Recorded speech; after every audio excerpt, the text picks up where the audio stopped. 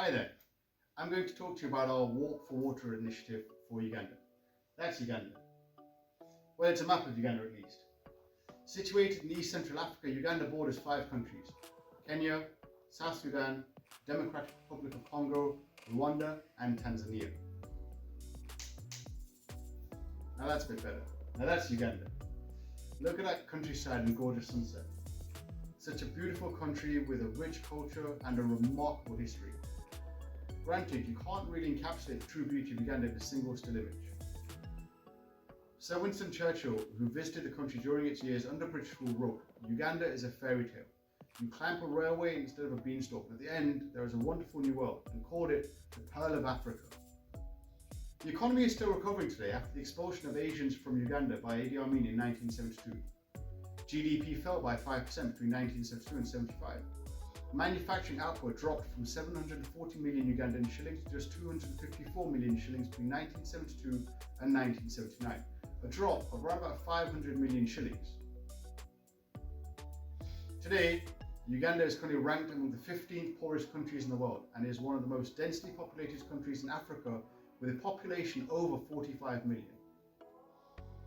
As one of the poorest countries in the world, most people live from farming or work in the agricultural sector.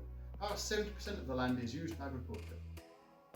Now, 50 years later, some of those previously expelled are returned to Uganda, going back to their roots along with charitable organisations assisting with the rebuild operation. Alright, so let's change the backdrop and get some proper stats in. 72% of the total population lives on less than $3.20 US per day, and 41% of people live on less than $1.90 per day. Today, 28 million Ugandans do not have access to improved sanitation facilities. 7 in 10 lack hygiene facilities. 8 in every 10 people don't have a decent toilet. That's almost 37 million people. Over 20 million people don't have clean water. That's about 44% of the population. Over 2,600 children under 5 die each year from diarrhea. That's caused by dirty water and poor toilets. The little things that we take for granted, such as water, is a luxury in parts of the world such as Uganda. Imagine how little water you would waste if you had to travel long distance to bring your own water back home, and then repeat that process every time it ran out. No long showers. No leaving the tap running. No hosing down the car. It would take a long time to fill up a bathtub. That's if you even have a bathtub in the first place. I had the honour and pleasure of pumping water out of a water well. Check out the following video. Now we're in Kigoma and we're going to check out a water well. One of the guys locally here, he's become a bit of an expert in creating water wells. So we're going to go check out a water well and maybe, if I'm lucky, I get to pump the water as well. People are drinking fresh water here, and this is how it's done. So you're going to go see a water well in a moment. We're going to go see Zed. The kind of people who are living in at first poverty here do not have the facilities that you have at home. That's Zed. And you can see He's doing some all of filming this at the moment. area here. It's in dire straits, and what we're here to do. So we're going to do quite a lot of trips here to see what assistance we can offer. This is Zed. This is his 5th trip to Uganda. 50 years ago he was expelled from Uganda. He now comes back and does charity work, helping build water wells, helping orphanages, healthcare and primary schools. This is Zed. He's filming at the moment. Zed, say hi. Hi, this is a 5th trip here. Again, searching for projects throughout Uganda, and once upon a time 50 years ago is all about delivering 50 projects in Uganda from August 22 to August 23 is what we are looking to achieve. 50 projects, charitable projects in Uganda. So any help that you can put forward to us, then do contact us. Okay, so this is one of the water wells that's been installed. What's most important is to bear in mind, it's not easy to pump this. So if you are pumping multiple cans, it's going to take a lot of energy. I've done about 10 pumps on this and filled up 1 canister already, and I've started sweating. 2, the other thing you got to bear in mind is you can't waste water, because water is life. So you've got to fill these. This water is going to be shared amongst the community, so people will come far distance to get as much water as they can. In the UK, we have a very privileged lifestyle because we can just open the tap. That's not something that people here can do. So I'm going to fill this one. You'll probably see me sweating a little bit more.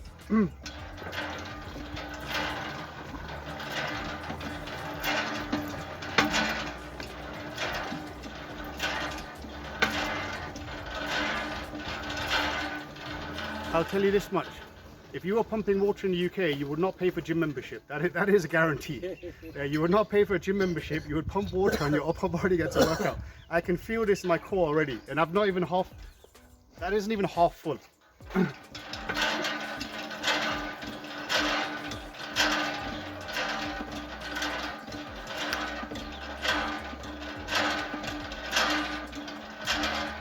Okay. Okay, at the moment, you can't see in the video, for what I've pumped, it's about here. What my heart has done is it's increased in speed, and you can feel a bit of tension in my arms. That isn't even half full on one canister. But I'm gonna fill one whole canister.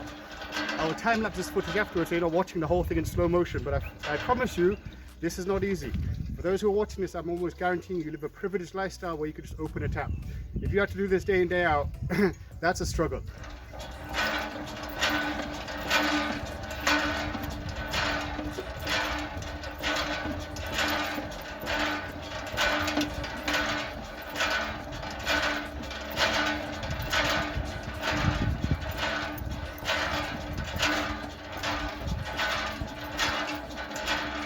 Also, I just realized science kicks in. So the way a fulcrum works is the further away you hold it, the less energy you take. So I'm holding it this end because I'm inexperienced with this. When you do it this end, there's more tension. When you do it on this end, less tension, so it's significantly easier. This is something I just learned for the first time as well.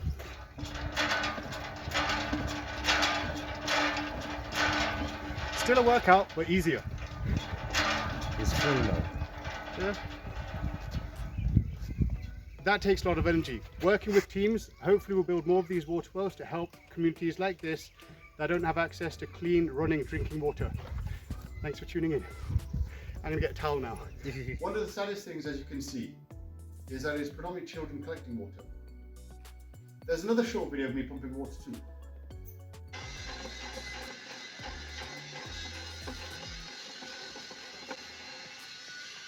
That was a lot of wastage. Yeah.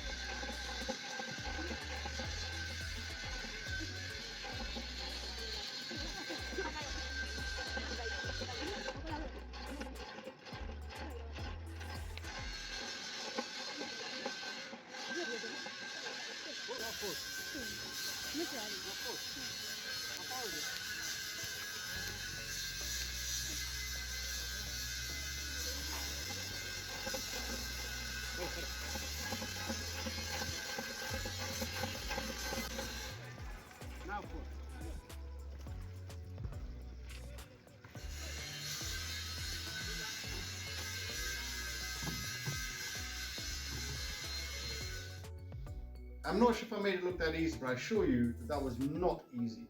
So that's a mobile phone hanging in the air. You guys can see that, right? Okay. As you can see, just to show you, the kids are waiting for me to get out of the way. Yeah. But not only that, but each of those jerry cans is around about 20 litres. So quite heavy for a child. And 20 litres equates to 20 kilograms. So wherever in the world you're watching this, imagine for a moment having to carry 20 kilograms of water because you don't have running tap water. Imagine running out of water after sunset and having to walk in the dark to bring water back home. Alright, back with the mobile phone again. See the phone? So I shot a short video of a water well being dug in portrait mode. It should start right about now. Okay, so presently we're in Uganda and we're in Boise. They're digging a borehole for a water well project. You can't see down here because it's quite dark. At the moment it looks like they're at about 30 feet with about 50 to go, searching for water. So it depends on how high you are above sea level. I've got to be careful the phone doesn't fall in because we'll never get it back. Otherwise, this is accessing water in the village areas of Uganda.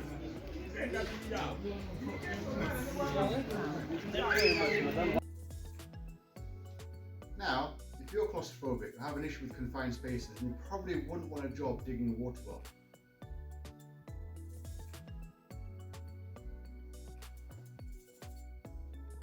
So, Rotary Leicester are fundraising to install a water well at a school in Uganda. £1,500 pays for the installation of a water well which services the local community and the surrounding area. This is Magwa Primary. It's a school in the heart of Jinja, Uganda. This is where a well is proposed to be installed later this year in 2023.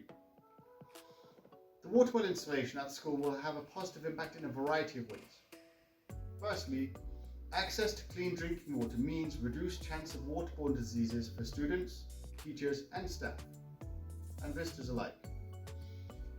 Children will have improved sanitation facilities and improved personal hygiene, which by extension should have a positive impact on their mental health and their learning. It provides clean drinking water for cooking facilities. Improved access to water increases cleaning opportunities, and they'll be able to build a sustainable school farm for producing crop and vegetation to be reused within the school. Extended long-term use of the water well will ensure it serves students and generations for years to come. In aid of International Women's Day, the installation of the well will also improve sanitation conditions of the girls' toilets as part of a collaborative refurbishment of the facilities. The following video, shot by a colleague, shows the current state of the girls' toilets at the school at present. It's okay, the toilets were empty at the time of filming. And be warned, it isn't what you'd expect. This one is a very tough one. These are some girls' toilets. And look outside, it says here, observe proper personal hygiene. These are toilets, there's 440 girls here, absolute no sanitation, right? I'm going to take a very brief video of this because I'm worried that I might not come out of here alive. Look at the conditions of these toilets, right? This is absolutely disgusting. No doors, no flush. They have to have a crack, then go and fill that bucket. All the taps are broken. Then they have to go fetch the water from outside and they have to come here and tip that in there. Then God knows where they wash their hands, and this is not on. Girls, sanitation. Girls, they'll start their period at 9, 10, 11, 12 and look at the conditions here, right? They are awful. There's one tank there, doesn't work, in disrepair, totally. This is, all of you watching this, please donate some funds for this, put some funds aside from your various projects you're doing, and let's make a difference here, right? As you can see, it doesn't quite meet UK health and safety standards, to say the least. Broken toilets, no flush, dirty floors. 50 years ago maybe, but not in 2023. It does make you sad to see such things. I highly doubt many parents in the Western world would want their kids to use such facilities in this day and age. A friend of mine says, water is life, and it's true. It all starts with clean, safe drinking water and basic hygiene, as our bodies are made up of around about 60% water. So just £1,500 can provide fresh, clean drinking water, improving the lives of children and provide safe water for cooking, cleaning, and a whole host of basic luxuries that we take for granted. You could get involved in one of three ways. You could join us, you could sponsor a walker, and you could donate directly to the Rotary Leicester bank account. Firstly, you could walk with us. Complete our sign-up form to walk for a water well by following the link in the bio. You can join us on the day as either an individual or an organisation. We'd love to have you come along for a casual stroll, a little fresh air, nice chat, some networking, and all of which for a great cause. Secondly, you can sponsor a walker. You may have a friend or family member participating, and you can show your support by donating via their Just Giving page, or even simply just sharing their page. Thirdly, you can donate directly to the Rotary Leicester bank account. The details for the Rotary Club of Leicester bank account are shown to the side. The sort code 309497. The account number 02721817. The funds will go to the Rotary Club of Leicester, who will send the funds to the Rotary Club in Jinja, Uganda, who together with Rotary Leicester will manage the project and send regular updates. Please give generously. Every little goes towards helping improve the lives of children through water and towards our Walk for Water appeal. Thanks for watching.